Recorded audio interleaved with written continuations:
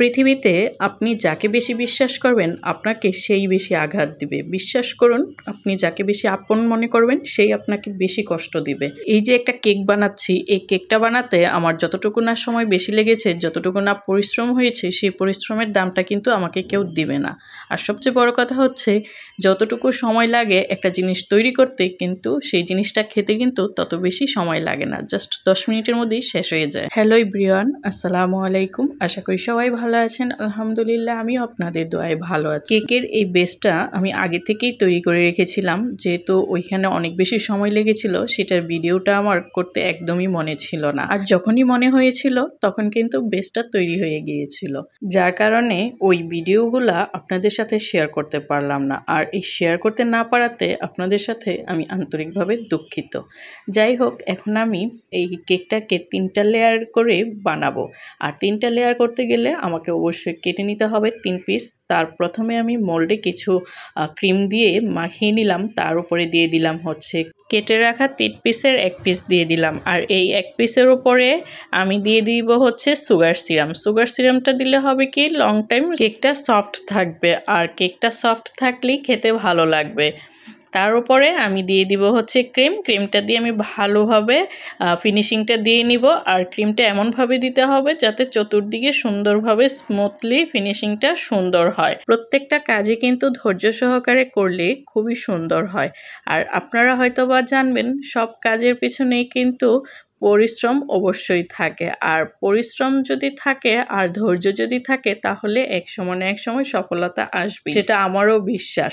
আর আল্লাহ তাআলা যদি চান তাহলে অবশ্যই কোনো না কোনো একদিন সফলতা আসবে, সেটা আমিও বিশ্বাস। আসলে নতুন নতুন বেকিং আইটেম যখন শেখা হয় তখন কিন্তু অনেকেই অনেক কিছু জানে না। আমিও তেমনই, আমিও অনেক কিছু জানি না বা বুঝি না, তাই বলে কিন্তু আমি হাল ছাড়ি না। প্রত্যেকটা জিনিস করার জন্য যথেষ্ট চেষ্টা করি, আর যত বেশি চেষ্টা করব তত বেশি সবকিছু সুন্দর হয়ে হবে। রান্না যদি আপনি করেন প্রথম, তখন সেই রান্নাটা যদি ভালো না হয়, দ্বিতীয়বার কিন্তু মাস্ট বি ট্রাই করা হবে ভালো দেওয়ার জন্য। তাই প্রথম যেটাই যেমনই হোক না কেন, দ্বিতীয় কেকটা বানাতে কিন্তু খুব বেশি সুন্দর হওয়া চাই, সেটা নিজেও জানি, সেটা অন্যকেও বুঝতে হবে। তারপরে দ্বিতীয় যে বেসটা ছিল কেটে রেখেছিলাম, সেটা আমি উপরে বসিয়ে দিলাম।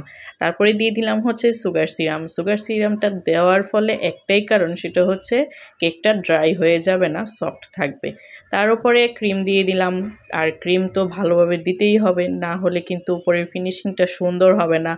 আর এই কেকের যেই ফিনিশিং, সেই ফিনিশিংটা সুন্দর করতে হলে তো অবশ্যই দিকেই খেয়াল রাখতে হবে, যাতে করে কেকটা অনেক বেশি সুন্দর হয়। এখন আমি দিয়ে দিলাম হচ্ছে কেকের তৃতীয় যে বেসটা ছিল পিস, সেই পিসটা দিয়ে দিলাম। দেওয়ার পরে এর উপরে দিয়ে দিলাম হচ্ছে সুগার সিরাম।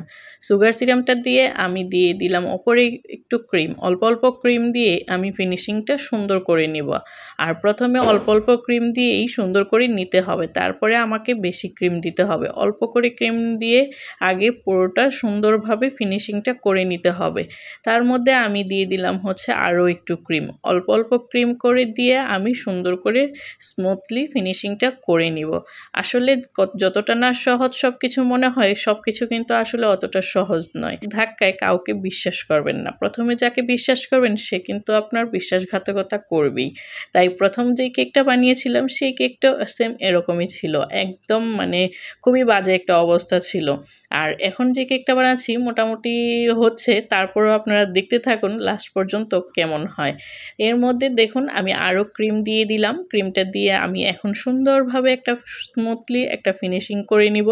আর এর উপরে কেমন ডিজাইন হবে সেটাও আপনারা দেখতে থাকুন।